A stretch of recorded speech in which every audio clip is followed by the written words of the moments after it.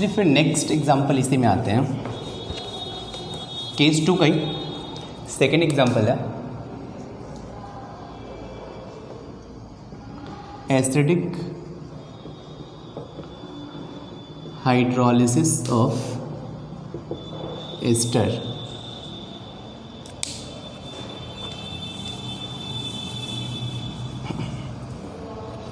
चलिए acidic hydrolysis of ester means मैंने कोई एस्टर ले लिया CH3COO C2H5। अगर मैं इसका हाइड्रोलिसिस करूँ मीन्स वाटर ऐड करूँ, acidic hydrolysis means acidic medium है, तो यहाँ पे फॉर्म होगा CH3COOH प्लस C2H5OH।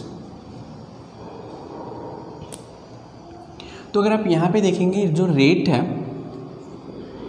ये रेट इज़ प्रोपोर्शनल टू होता है concentration of CH3COO C2H5 into water into H plus. लेकिन होता क्या है, मैंने आपको बताया था कि ये जो वाटर है ये एक्सेस अमाउंट में होता है, ठीक।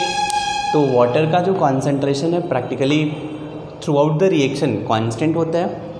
तो आप वाटर को ऐसे ही हटा सकते हैं। क्यों वाटर को हटाया समझ में आया? बिकॉज ये मैंने आपको स्यूडो फर्स्ट ऑर्डर रिएक्शन के एग्जांपल में भी लिया था, वाटर एक्सेस में होता है इसीलिए आप इसको हटा सकते हैं। ये जो H प्लस है ये कैटलिस्ट होता है। तो कैटलिस्ट का मतलब होता है कि इसका concentration through out the reaction same होगा। अगर मैं H प्लस का कॉन्सेंट्रेशन चेंज करूं तब तो रेट चेंज होगा, लेकिन क्या होता है जैसे हम रिएक्शन करते हैं तो रिएक्शन के स्टार्टिंग में मैं ये ले लूँगा, एस्टर लूँगा प्लस वाटर लूँगा और एक बार मैंने कैटलिस्ट ऐड कर दिया, तो टाइम के साथ इसका कॉन्सेंट्रेशन तो चेंज होगा क्योंकि ये रिएक्ट हो रहा है। लेकिन कैटलिस्ट क्या है, थ्रू आउट द रिएक्शन इसका कॉन्सेंट्रेशन सेम होता है। तो इसको इसीलिए ये जो कैटलिस्ट का कॉन्सेंट्रेशन है ये कांस्टेंट रहेगा टाइम के साथ। तो आप इसको कांस्टेंट के साथ ही क्लब कर सकते हैं। तो rate equals to K into CH3COO C2H5 लिख सकते हैं। फिर से ये फर्स्ट ऑर्डर रिएक्शन हो गया। तो यहाँ पे जो K का वैल्यू है ये होता है 1/T ln CH3COO C2H5 not divided by CH3COO C2H5T। ये K का एक्सप्रेशन है, राइट। आपको फिर से रेट कांस्टेंट फाइंड करना है, लेकिन जो आपको डेटा दिया है, चलिए मैं आपको ये लिख देता हूँ, time and volume of NaOH used, इसका टेबल दिया है आपको। तो 0 टाइम पे let's say volume is V0, T time पे volume is VT and infinite time पे volume of NaOH used is V infinity. इस टेबल के हेल्प से आपको K फाइंड करना है। चलिए सोचिए कैसे फाइंड करेंगे। जल्दी से आप ये नोट करें और आपको ये सोचना है कि मुझे यहाँ से क्या हिंट मिल रहा है। फिर से टाइट्रेशन का प्रॉब्लम है, आपको सोचना है क्या करें, कैसे सॉल्व करें।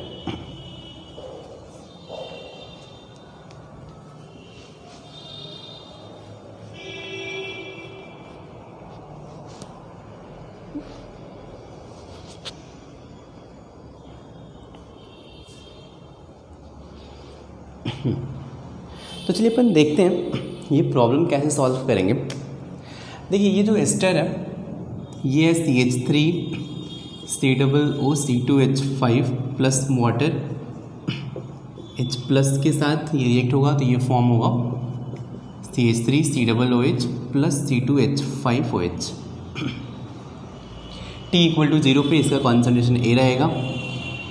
T इक्वल टू 0 पे टाइम T पे इसमें से X अमाउंट रिएक्ट होगा A minus X. T equal to 0 तो ये 0 रहेगा, 0 रहेगा, ये X फॉर्म होगा, X फॉर्म होगा और T टेंडिंग टू इन्फिनिटी पे ये 0 हो जाएगा, ये A हो जाएगा, ये भी A हो जाएगा। आई होप आपको ये समझ में आ रहा होगा। ये मैं हटा देता हूँ, ये उस यहाँ से है, ठीक। T इक्वल टू 0 पे मान लेते हैं इसका कॉन्सेंट्रेशन एस्टर का A है, तो CH3COOH एंड C2H5OH, इनका कॉन्सेंट्रेशन तो जीरो रहेगा। टाइम t पे इसका कॉन्सेंट्रेशन A-X, ये हो जाएगा x एंड x। ये इनफाइनाइट टाइम पे इसका कॉन्सेंट्रेशन सिंस ये 100% रिएक्ट हो गया तो ये जीरो बनेगा। ये A और A रहेंगे।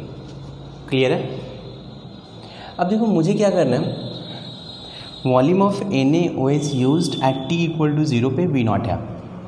सोचो इसमें कि NaOH बेस है, तो बेस किसके साथ रिएक्ट करेगा? एसिड के साथ। तो यहाँ पे एसिड कौन कौन से हैं? ये तो एस्टर है, वाटर है, H प्लस मीन्स साक्षात H प्लस, तो ये तो एसिड का काम करेगा। ये भी CH3COOH एसिड, ये अल्कोहल है। तो NaOH इसके साथ रिएक्ट कर सकता है और इसके साथ रिएक्ट कर सकता है। क्लियर है? बहुत सिंपल सा पॉइंट है यार कि मान लो अगर इसके साथ रिएक्ट करना है, मान लो CH3COOH के साथ रिएक्ट करना है, तो अगर इसका कॉन्सेंट्रेशन इंक्रीज होगा तो जो NaOH का अमाउंट होगा वो भी ज़्यादा लेना पड़ेगा।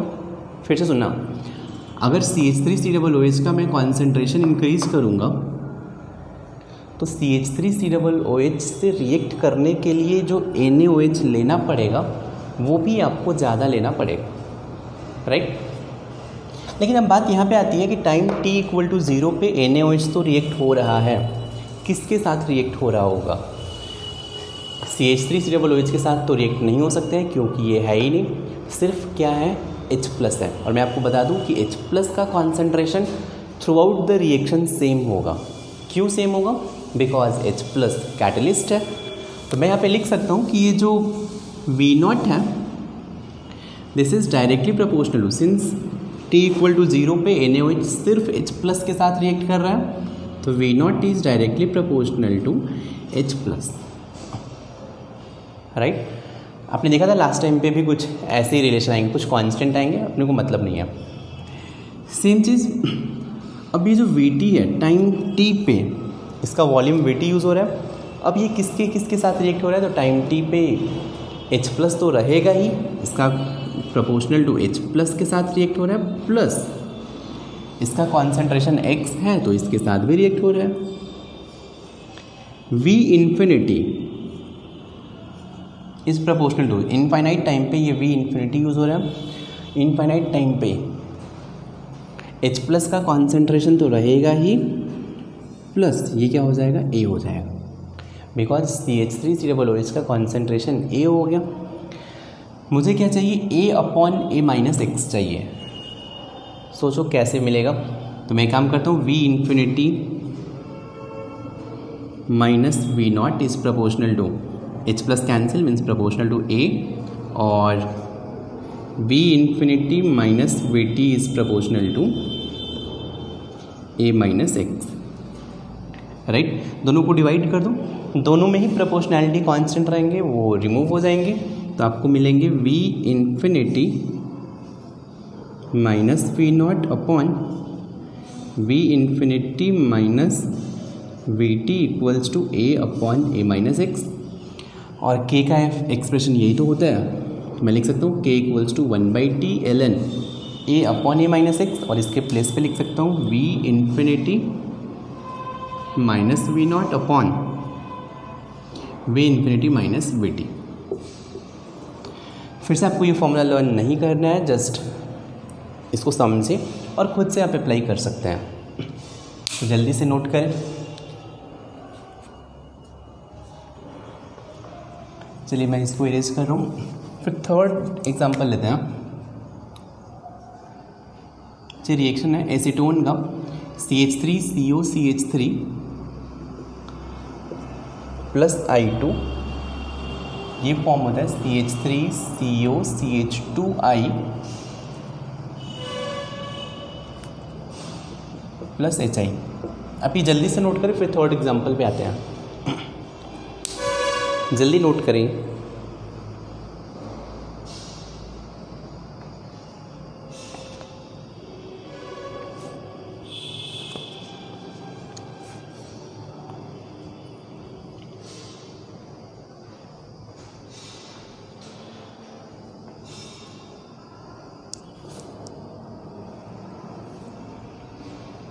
अब चाहे तो वीडियो पॉज करके नोट कर लें।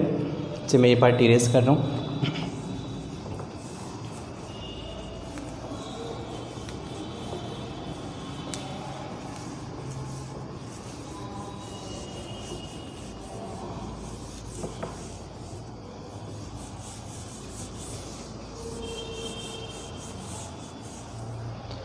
तो चलिए आपको ये रिएक्शन दिया है CH3COCH3, इसका कॉमन नेम है एसीटोन, और I2 ये एक्सेस में है, ये एक्सेस अमाउंट में है। तो सिंस ये एक्सेस अमाउंट में है तो आपको शायद याद आ रहा होगा कि स्यूडो फर्स्ट ऑर्डर रिएक्शन में क्या होता है कि अगर कोई एक रिएजेंट एक्सेस अमाउंट में है तो रेट सिर्फ इस पे डिपेंड करेगा। तो मैं लिख सकता हूँ K = 1/T ln CH3COCH3 not divided by CH3COCH3T। क्योंकि एक्सेस अमाउंट में है तो रेट इस पे डिपेंड नहीं करेगा, सिर्फ एसीटोन की कॉन्सेंट्रेशन पे रेट डिपेंड करेगा। अब मुझे CH3COCH3 not upon CH3COCH3T find करना है। लेकिन जो आपको एक्सप्रेशन गिवन है, टेबल दिया है, time and volume of hypo used, ये गिवन है। तो 0 पे वॉल्यूम V0, T पे volume VT and infinite time पे वॉल्यूम V इन्फिनिटी, ये गिवन है आपको। ठीक, अब चलिए सॉल्व कैसे करेंगे। तो मैं आपको बता दूँ ये जो हाइपो है, हाइपो मीन्स Na2H2O3, Na2H2O3 ये रिएक्ट होता है I2 के साथ। This plus I2 forms Na2S4O6 plus 2NaI। ये रिएक्शन बहुत ही इंपॉर्टेंट है, आपको मैंने वॉल्यूमेट्रिक में भी बताया था।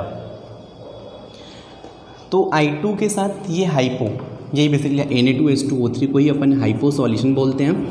तो हाइपो I2 के साथ रिएक्ट करता है। अब यहाँ से मुझे हाइपो का तो वॉल्यूम दिया है, अब इससे मैं K कैसे फाइंड करूँगा। अच्छा ये कुछ सोचते हैं अपन।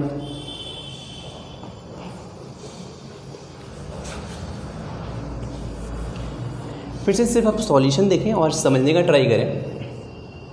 मान लीजिए यहाँ पे रिएक्शन दिया CH3COCH3 plus I2 CH3COCH2I plus HI है। इसका कॉन्सेंट्रेशन है A, इसका कॉन्सेंट्रेशन है B मान लेते हैं। और आपको गिवन है कि I2 एक्सेस में है, इसका मतलब है B is greater than A। ये कंडीशन है। क्यों लिखा मैंने B is greater than A? Because I2 excess amount में है। तो T = 0 पे ये कंडीशन है। टाइम T पे मान लेते हैं इसका X अमाउंट रिएक्ट होगा, तो ये रिमेनिंग होगा A-X, ये हो जाएगा B-X, बनेगा X। इनफाइनाइट टाइम पे T tending to infinity, A तो लिमिटिंग रिएजेंट है, तो ये कितना हो जाएगा 0, ये हो जाएगा B-A, ये कितना हो जाएगा A। इस एक्सप्रेशन को पहले समझें आप।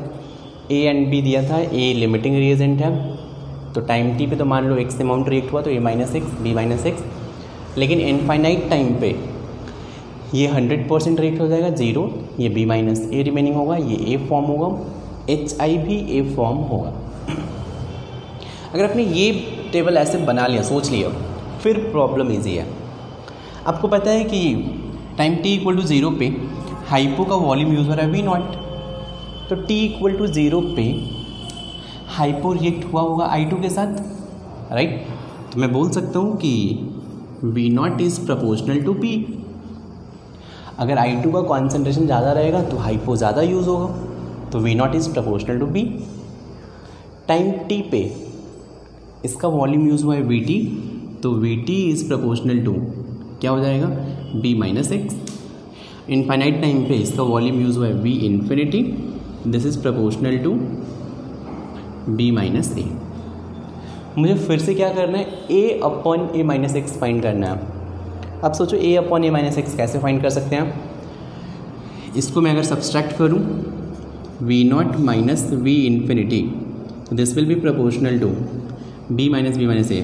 A हो गया, A-X कैसे मिलेगा, तो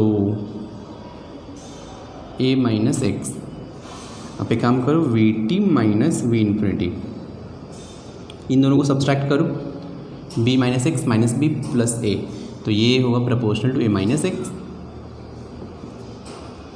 तो यहाँ से V naught minus V infinity upon V T minus V infinity equals to a upon a minus x, ये हो गया 1/t ln a upon a minus x के प्लेस पे V naught minus V infinity divided by we T minus V infinity. ये expression हो गया। आपको learn नहीं करना है, जस्ट आपको ये डेरिवेशन देखना है। नोट कर जल्दी से ये।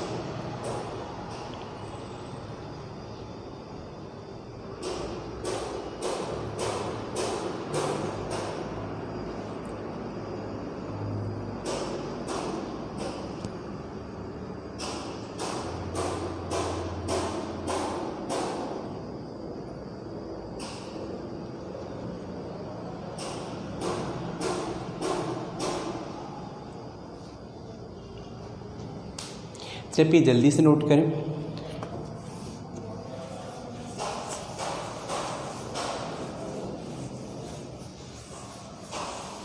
चलिए टाइट्रेशन में बात करते हैं केस 4।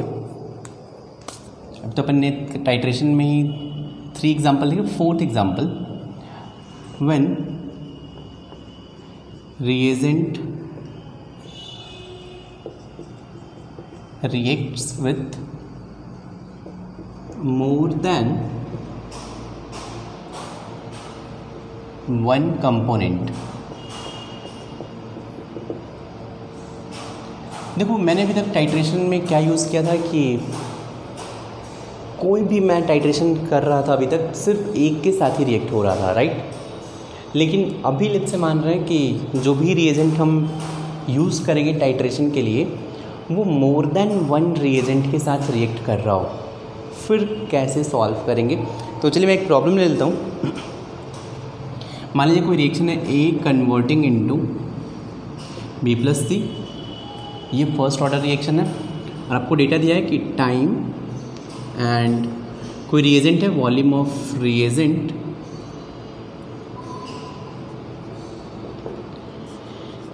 ये है reacts with A B and C, ये तीनों के साथ रिएजेंट रिएक्ट हो रहा है। तो 0 पे वॉल्यूम वी नॉट, टी पे वॉल्यूम वी टी, और अच्छा ये आपको डेटा दिया है।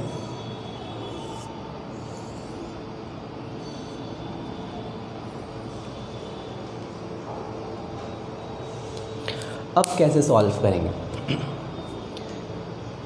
बस अब अभी सॉल्यूशन समझना। तो क्या करने वाले हैं, मान लीजिए कि रिएक्शन है ए कन्वर्टिंग इनटू बी प्लस सी, राइट। अब इसमें अपन क्या करने वाले हैं कि let's say T equal to 0 पे मान लेते हैं इसका कॉन्सेंट्रेशन स्मॉल ए है, ये 0 ये 0, और टाइम टी पे इसमें से मान लो कि एक्स से अमाउंट रिएक्ट हुआ तो ये ए माइनस एक्स हो जाएगा, ये एक्स रहेगा, ये एक्स रहेगा। मुझे के फाइंड करना है, तो के आपको पता है 1/t ln a upon a minus x हो जाएगा, राइट। अब मुझे a upon a minus x find करना है, कैसे ट्राई करेंगे।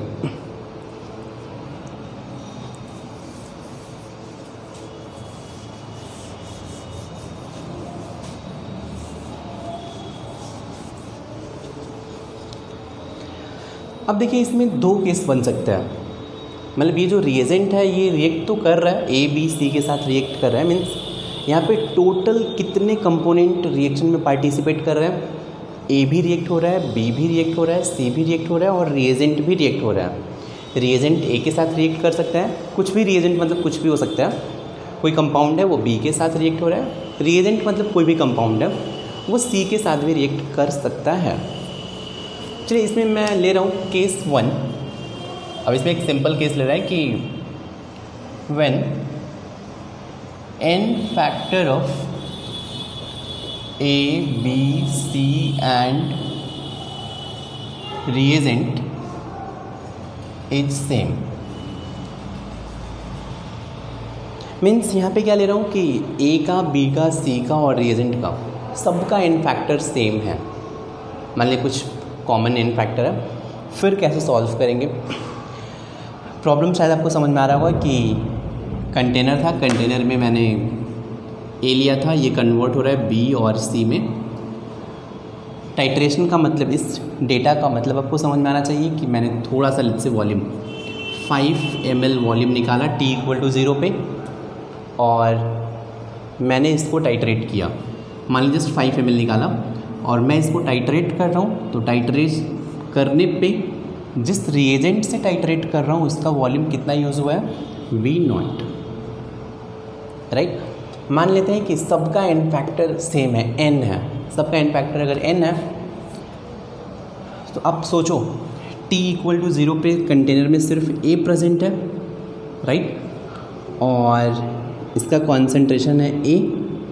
वॉल्यूम चलो मान लो मैंने 5 ml लिया होगा, तो वॉल्यूम A का 5 ml है, कॉन्सेंट्रेशन इसका स्मॉल है, n फैक्टर मान लेते हैं n है, तो number of equivalent is volume into concentration into n factor n will be equal to, ये मैंने क्या लिखा, number of equivalent of A, क्योंकि कंटेनर में सिर्फ A प्रेजेंट है। ये ध्यान से सुनना ये पार्ट। जब t = 0 पे मैं 5 ml सॉल्यूशन बाहर निकालूंगा तो सिर्फ A प्रेजेंट है, B और C तो प्रेजेंट है ही नहीं, तो 5 ml में A का कॉन्सेंट्रेशन है स्मॉल a, n फैक्टर है n। ये रिएक्ट हुआ है रिएजेंट से, रिएजेंट का मान लेते हैं चलो कुछ कॉन्सेंट्रेशन होगा, मान लेते हैं कॉन्सेंट्रेशन C है, वॉल्यूम कितना यूज़ हुआ, V0 और n फैक्टर है इसका n। क्लियर है, तो ये n से n कैंसिल हो गया, A = C/5 V0। अभी ये जस्ट मैं आपको एक्सप्लेन करने के लिए जैसे 5 मैंने वैल्यू ले लिया है, ठीक। अब क्या हुआ, टाइम t पे अगर आपने फिर से 5 ml सॉल्यूशन बाहर निकाला, टाइम t पे मैंने 5 ml सॉल्यूशन फिर से बाहर निकाला, तो उस 5 ml में अब तो A भी रहेगा, A का कॉन्सेंट्रेशन A-x रहेगा, B भी रहेगा, B का कॉन्सेंट्रेशन x रहेगा, C भी रहेगा, C का कॉन्सेंट्रेशन x रहेगा, और जो रिएजेंट है, रिएजेंट A के साथ भी रिएक्ट कर रहा होगा, प्लस B के साथ भी रिएक्ट कर रहा होगा, प्लस C के साथ भी रिएक्ट कर रहा होगा। It means number of equivalent of reagent will be equal to number of equivalent of A plus number of equivalent of B plus number of equivalent of C, because reagent A के साथ, B के साथ, C के साथ, तीनों के साथ react कर रहा है। तो चलिए एक्सप्रेशन क्या बनेगा, वॉल्यूम तो मुझे सेम ही लेना है, तो number of equivalent of A क्या होगा, volume of A into concentration A-x into n factor n plus number of equivalent of B कितना होगा, वॉल्यूम फिर से 5 ml होगा, तो 5 into concentration x into n plus फिर से वॉल्यूम 5 ml ही होगा, तो 5 इंटू कॉन्सेंट्रेशन C का x है into n factor n will be equal to, reagent का तो कॉन्सेंट्रेशन अभी भी C रहेगा, वॉल्यूम Vt यूज़ हुआ है और n है, n तो कैंसिल हो गया, n हटाओ, तो यहाँ से आपको मिलेगा, अगर मैं 5 भी कॉमन ले लूँ तो ये मिल जाएगा A-x plus x plus x, तो A plus x equals to C/5 into Vt। Solve करें, ये वैल्यू मिलेगा। तो मुझे तो यार A/A-x चाहिए, A मिल गया, अब A-x कैसे मिलेगा, दोनों को आप सब्सट्रैक्ट कर दो, तो यहाँ से x जो मिलेगा C/5, इन दोनों को मैं सब्सट्रैक्ट करूँगा, इसको इक्वेशन 1 मान लो, इसको इक्वेशन 2 मान लो, 2 माइनस 1 करो आप, तो x will be equal to c/5 common लिया, vt माइनस v0, ये हो जाएगा। आपको a मिल गया, अब a माइनस एक्स कितना हो जाएगा, तो a minus x will be c/5 v0 minus vt means 2v0 minus vt। a minus x, इन दोनों को भी आप सब्सट्रैक्ट करें तो यही मिलेगा। ये जो k का एक्सप्रेशन है, तो k equals to 1/t ln a upon a minus X, a upon a minus X, c/5 cancel, v0 upon 2v0 minus vt, ये मिल गया k का एक्सप्रेशन। तो ये मैंने तब सॉल्व किया जब सबका इन फैक्टर सेम है। जल्दी से नोट करें। अब एक काम करें, चलो वीडियो पॉज कर लो और नोट कर लो, फिर अपन स्टार्ट करते हैं। अभी इसी में समझना, ये तो हुआ मैंने आपको जस्ट एक्सप्लेन करने के लिए इतना सॉल्व किया। अदरवाइज एग्जाम में आएगा तो अपन डायरेक्टली कैसे सॉल्व करें, देखो इसके लिए सेकंड मेथड, इसी केस के लिए कैसे सॉल्व करने वाला है, देखो t इक्वल टू 0 पे रिएजेंट का जो वॉल्यूम यूज़ हुआ है v0 यूज़ हुआ है, और t इक्वल टू 0 पे सिर्फ a है, तो मैं लिख सकता हूँ इसका concentration is directly proportional to v0, means a is proportional to v0, right. Time t पे सिंस सबका इन फैक्टर सेम है, तो इसका कॉन्सेंट्रेशन प्लस इसका कॉन्सेंट्रेशन प्लस इसका कॉन्सेंट्रेशन, ये तीनों ही रिएक्ट हो रहे हैं रिएजेंट के साथ, तो तीनों के जो कॉन्सेंट्रेशन का सम है ये vt के प्रोपोर्शनल होगा। a minus x plus X is proportional to vt, means a plus X is proportional to vt। यहाँ से इसको एक्सप्रेशन 1 मान लो, इसको एक्सप्रेशन 2 मान लो, तो यहाँ से सब्सट्रैक्ट कर दो 2 माइनस 1, तो आपको मिल जाएगा x is proportional to vt minus v0, right. तो यहाँ से a माइनस एक्स क्या हो जाएगा, a minus X is proportional to 2v0 minus vt, ये सेम आया क्या, तो a upon a minus X क्या हो जाएगा, इक्वल्स टू प्रोपोर्शनैलिटी साइन हट जाएगा, v0 upon 2v0 minus vt, same चीज़ आ रहा है। तो आप डायरेक्टली भी लिख सकते हो, बस कंडीशन है कि एन फैक्टर सबका सेम होना चाहिए। जल्दी से आप ये भी नोट कर लें। चलिए अपन अब बात करते हैं केस 2 के बारे में। जल्दी से वीडियो पॉज करके वो पार्ट लेंगे और फिर केस 2 पे आते हैं। When N factor of A B C and reagent is same था, इज अ डिफरेंट, ठीक।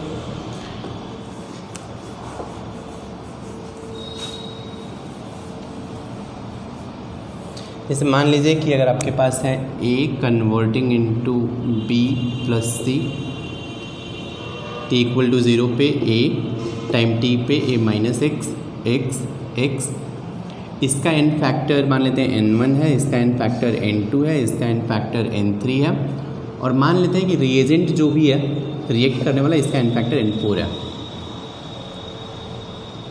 ठीक। अब कैसे सॉल्व करना पड़ेगा, अगर सबका n फैक्टर डिफरेंट है तो t इक्वल टू 0 पे ये सब तो 0 है, तो सिर्फ a रिएजेंट के साथ रिएक्ट करेगा, तो मैं लिख सकता हूँ a कॉन्सेंट्रेशन इनटू वॉल्यूम, कुछ मान लो समथिंग, वॉल्यूम तो आपको सेम ही लेना है, मान लो कुछ 5 समथिंग ले लो, इनटू n1 इक्वल्स टू क्या हो जाएगा, इसका n फैक्टर n4 है, वॉल्यूम v0 यूज़ हुआ है, इंटू कॉन्सेंट्रेशन C। एक एक्सप्रेशन मिला। सेकेंड आपको क्या बनाना पड़ेगा, a minus X time t पे concentration into volume into n factor n1 plus concentration into volume into n factor n2 plus concentration into volume into n factor n3 will be equal to n4 into vt into C। फिर से अब इसको solve करना difficult है, आपको n1 into n3 n4 दिया रहेगा, तो आप यहाँ से a फाइंड करेंगे, यहाँ से x फाइंड करेंगे, फिर आपको a upon a minus x find करना पड़ेगा। तो इसके लिए आपको n1 इंटू n3 n4 दिया होना चाहिए, क्योंकि ये कैंसिल नहीं होंगे, तो आपको वैल्यू देगा तो अपन सॉल्व कर सकते हैं, राइट। तो नोट कर लें point.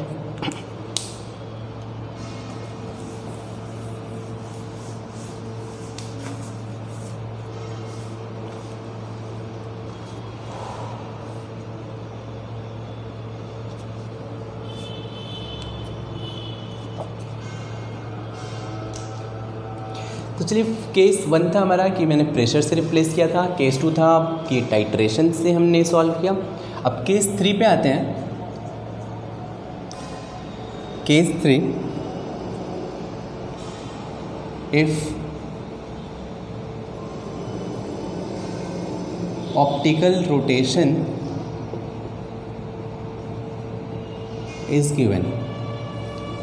Optical rotation means isomerism में, ऑप्टिकल आइसोमेरिज्म में मैंने आपको शायद बताया था optical rotation is equals to specific rotation into concentration into L. यहाँ से अपने को सॉल्व करना है प्रॉब्लम। देखते हैं। चलिए, प्रॉब्लम है कि इन्वर्जन ऑफ केन शुगर या फिर hydrolysis of sucrose,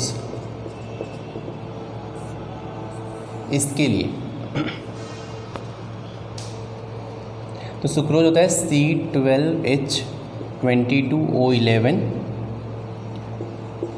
plus water मिलके फॉर्म हो रहा है C6H12O6 प्लस C6H12O6, और एक होता है ग्लूकोज, दूसरा होता है फ्रुक्टोज। ये सुक्रोज है। मीन्स सुक्रोज का जब हाइड्रोलिसिस होता है तो आपको C6H12O6 एक ग्लूकोज मिलता है और 1 मॉलिक्यूल ऑफ फ्रुक्टोज मिलता है। मैं आपको बता दूं कि सुक्रोज ये डेक्स्ट्रो रोटेटरी होता है और इसका जो स्पेसिफिक रोटेशन है ये अल्फ़ा प्लस 66 डिग्री। आपको ये अल्फ़ा का वैल्यू लर्न नहीं करना है, बस ये कि ये डेक्स्ट्रो रोटेटरी है, मीन्स ये लाइट को क्लॉकवाइज डायरेक्शन में रोटेट करता है। ग्लूकोज है, ये भी डेक्स्ट्रो रोटेटरी है, ये लाइट को प्लस 52 डिग्री से रोटेट करते हैं। ये लेकिन लिवो रोटेटरी है, इसका वैल्यू मैं लिख देता हूँ माइनस 92 डिग्री से रोटेट करता है, ठीक। जब ये नोट करें फिर मैं प्रॉब्लम दे रहा हूँ।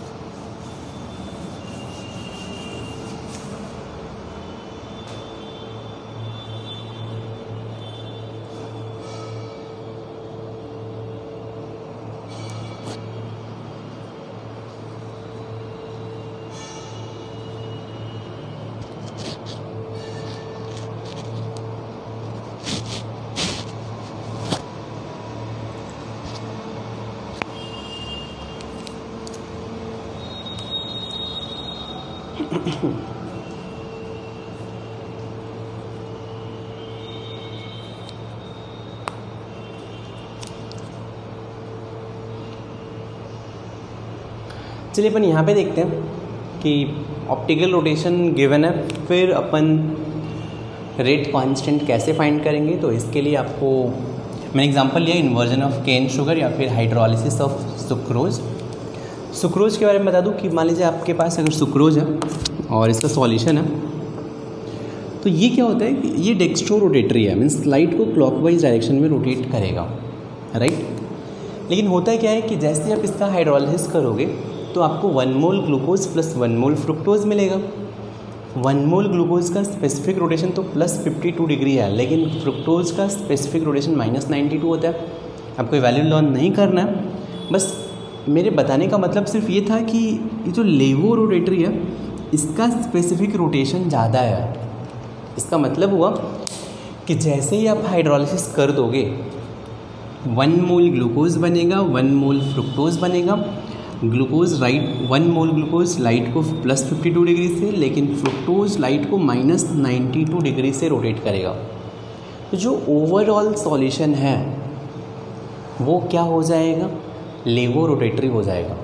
मीन्स पहले तो सॉल्यूशन लाइट को क्लॉकवाइज डायरेक्शन में रोटेट करता था, लेकिन हाइड्रोलिसिस के बाद आप देखेंगे अब ये लाइट को एंटी क्लॉकवाइज डायरेक्शन में रोटेट करेगा, मीन्स ये लेवो रोटेटरी बन जाएगा। इसीलिए इसको बोलते हैं inversion of cane sugar. Inversion का मतलब ये है कि पहले लाइट को ये क्लॉकवाइज डायरेक्शन में रोटेट करता था, हाइड्रोलिसिस के बाद जो रोटेशन है इसका डायरेक्शन इन्वर्ट हो जाएगा, एंटी क्लॉकवाइज डायरेक्शन में हो जाएगा, इसीलिए इसे बोलते हैं inversion of cane sugar, right. ये फिर से फर्स्ट ऑर्डर रिएक्शन है। तो यहाँ पे जो रेट होता है ये होता है rate is proportional to concentration of sucrose, और अगर आपको के फाइंड करना है तो K equals to 1/T ln concentration of sucrose not upon concentration of sucrose at time t। ये पता होना चाहिए, फिर आप फाइंड कर सकते हो, राइट। अब चलो यार, ये डेटा अगर आपको ना दे, अगर कॉन्सेंट्रेशन गिवन है तब तो प्रॉब्लम है ही नहीं। इसके प्लेस पे अगर आपको रोटेशन दे दे, तो मैं आपको पहले रोटेशन के बारे में बता दूं कि ये होता है alpha equals to alpha not concentration into L. Alpha means ये होता है observed rotation, alpha not is specific rotation, किसी भी कंपाउंड के लिए ये फिक्स होता है। सी मीन्स ये कॉन्सेंट्रेशन है, L is length of tube. ये हमने ऑप्टिकल आइसोमेरिज्म में पढ़ा होगा, ठीक। तो ये वहाँ का फॉर्मूला हम यूज़ कर रहे हैं अभी। तो ये जो ऑब्जर्व्ड रोटेशन है, अल्फ़ा नॉट बेसिकली किसी भी कंपाउंड के लिए कांस्टेंट होता है, तो alpha not into concentration into length of tube, जिस ट्यूब में आप एक्सपेरिमेंट कर रहे हैं उसका लेंथ। आप यहाँ से एक चीज़ बोल सकते हैं कि ये जो एंगल ऑफ रोटेशन है, this is alpha is directly proportional to concentration. ये तो आप बोल ही सकते हो यहाँ से। कॉन्सेंट्रेशन इंक्रीज़ करोगे तो ऑब्जर्व्ड रोटेशन क्या होगा, इंक्रीज़ होगा, राइट। अब चलते हैं प्रॉब्लम पे बात करते हैं। चलिए, आपको प्रॉब्लम दिया है कि टाइम एंड आपको दिया है लेट्स से ऑब्जर्व्ड रोटेशन। यहाँ पे चलो, यहाँ पे रोटेशन ड्यू टू सुक्रोज,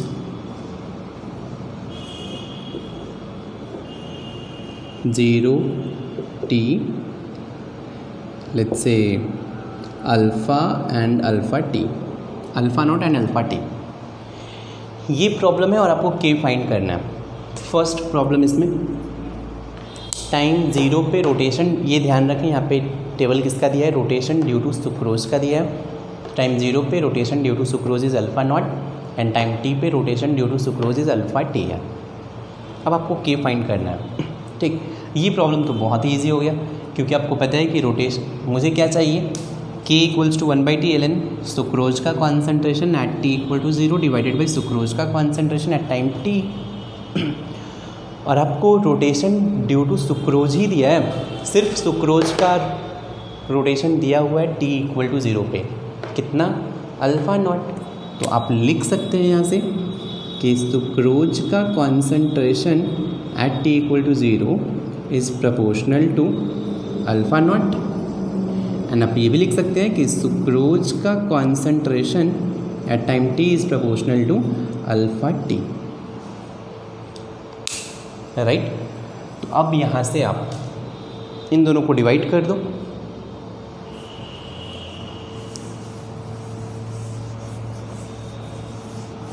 अगर मैं इन दोनों को डिवाइड कर दूंगा तो सुक्रोज का concentration not upon sucrose T equals to alpha not by alpha T, तो के मिल जाएगा 1/T ln alpha not by alpha T. ये प्रॉब्लम तो बहुत ही सिंपल है, राइट, मीन्स कुछ भी नहीं था। नोट कर लें, फिर अपन सेकेंड पार्ट पे आते हैं।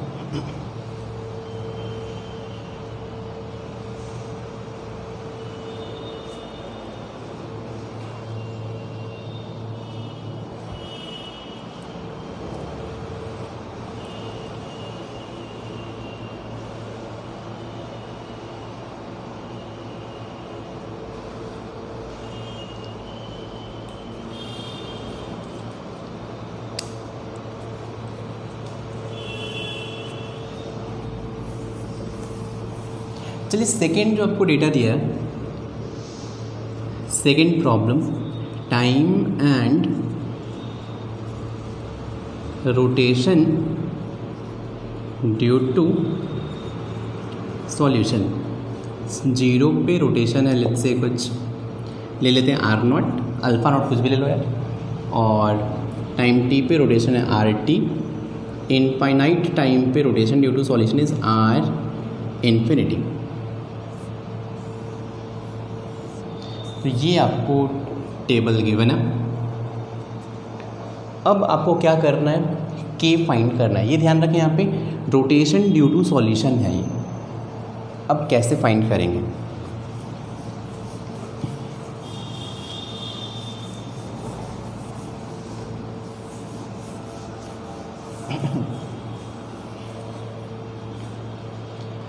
चलिए अब ये प्रॉब्लम सॉल्व करने के लिए थोड़ा ध्यान से देखें आप, ये कैसे सॉल्व करेंगे। चलिए ये जो सुक्रोज है, अगर आप इसका हाइड्रोलिसिस करेंगे तो ये ग्लूकोज प्लस फ्रुक्टोज में कन्वर्ट होगा।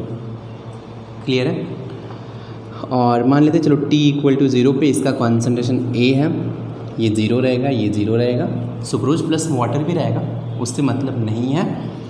टाइम t पे मान लेते हैं इसका कॉन्सेंट्रेशन x से डिक्रीज हुआ तो A माइनस एक्स, ये बनेगा x, ये भी बनेगा x। t tending to infinity पे 0 हो जाएगा, ये A हो जाएगा और ये क्या हो जाएगा, A हो जाएगा। राइट। चलिए मान लेते हैं कि जो सुक्रोज है इसका specific rotation are not S है, ग्लूकोज का स्पेसिफिक रोटेशन आर नॉट जी है एंड फ्रुक्टोज का specific rotation are not F है। ये स्पेसिफिक रोटेशन है और मैं आपको फॉर्मूला बता दूं कि observe rotation equals to specific rotation into concentration into L होता है। ये फॉर्मूला आपको पता है। सुक्रोज का मान लेते हैं specific rotation are not S है, ग्लूकोज का स्पेसिफिक रोटेशन आर नॉट जी है, फ्रुक्टोज का specific rotation are not F है। ये लेट्स से मैंने मान लिया, कैंसिल हो जाएगा, देखेंगे बाद में। अब देखो इससे मुझे क्या मिलने वाला है देखिए, rotation due to solution t equal to 0 पे आपको rotation due to solution R not दिया है, तो t इक्वल टू 0 पे सिर्फ सुक्रोज प्रेजेंट है क्योंकि ग्लूकोज एंड फ्रुक्टोज का कॉन्सेंट्रेशन 0 है। तो यहाँ से मुझे क्या मिलेगा कि r naught equals to sucrose का कॉन्सेंट्रेशन A और इसका specific rotation are not S है into A into l. I hope इसमें किसी को डाउट नहीं होगा। टाइम t पे अगर आप देखेंगे rotation due to solution is R T, तो यहाँ से लिख सकता हूँ कि आर टी इक्वल्स टू, अब rotation due to solution means rotation due to sucrose plus rotation due to glucose plus rotation due to fructose.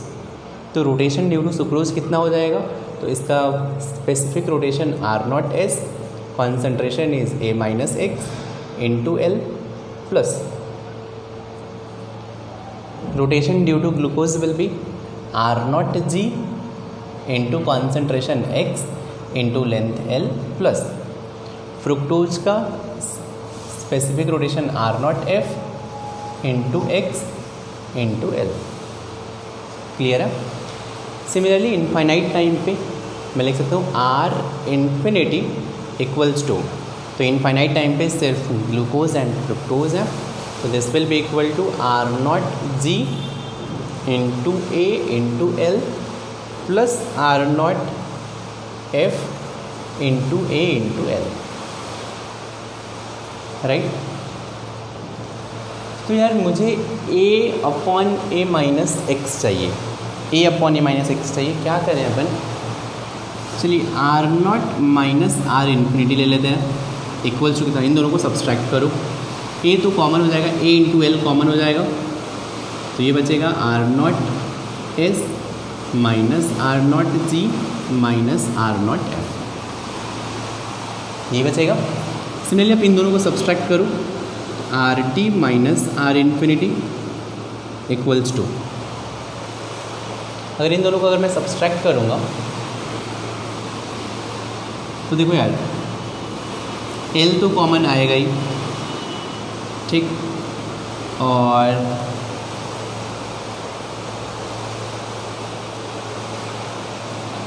अगर मैंने r T minus are infinity किया, आर नॉट जी है इंटू ए इंटू एल है, r not ji into x into l है, l into r not g times a minus x, इन दोनों को मैंने सब्सट्रैक्ट किया तो r not g common into L common a minus x, plus इन दोनों को सब्सट्रैक्ट करो तो r not f into l into, अच्छा ये x माइनस ए होगा, R not ji into L common ले लिया तो x माइनस ए, यहाँ से भी x माइनस ए, ये तो एज इट इज़ रहेगा, plus are not S A minus X into L. थोड़ा सा अपन रीअरेंज करते हैं तो इसमें से l कॉमन ले लेते हैं और a माइनस एक्स कॉमन ले लेते हैं, तो रिमेनिंग क्या होगा, R not S minus R not G minus R not F. आप एक बार सॉल्व करके देखना, यही आ रहा है। तो यहाँ से R not minus are infinity upon R T minus are infinity equals to, इसको एक्सप्रेशन 1 मान लो, इसको एक्सप्रेशन 2 मान लो, तो 1/2। तो ये क्या आ जाएगा, R not S minus R not G minus R not F cancel, L L cancel, A upon A minus X बचा, यही चाहिए था मुझे। तो यहाँ से k equals to 1/t ln a upon A minus X होता है, तो मैं लिख सकता हूँ R not minus R naught infinity upon R T minus are infinity. ये एक्सप्रेशन हो गया। फिर से मैं बोलता हूँ कोई भी एक्सप्रेशन लर्न मत करो, ये लर्न कर सकते हो आप, ठीक। रोटेशन ड्यू टू सॉल्यूशन है तो k equals to 1/t ln R not minus are infinity upon R T minus are infinity. ये दोनों को रिवर्स भी कर सकते हो, क्योंकि ये कैलकुलेशन थोड़ा सा एग्ज़ाम में नहीं दिखेगा आपको कि किसको सब्सट्रैक्ट करें। सिर्फ ये वाला आप चाहो तो लर्न कर सकते हो, मैंने सिर्फ यही लर्न किया, अदरवाइज सारे आप सॉल्व कर सकते हो, राइट। तो फिर से ये थे, मैंने सारे मेथड बताए आपको। फर्स्ट ऑर्डर रिएक्शन का रेट कांस्टेंट कैसे फाइंड करते हैं, तो पहला था प्रेशर गिवन है तब कैसे फाइंड करना है, फिर सेकेंड था टाइट्रेशन रीडिंग गिवन है फिर कैसे फाइंड करना है, थर्ड था कि अगर आपको ऑप्टिकल रोटेशन दिया है फिर आप रेट कांस्टेंट कैसे फाइंड करोगे, राइट। चलिए आज के लिए इतना ही, थैंक यू सो मच।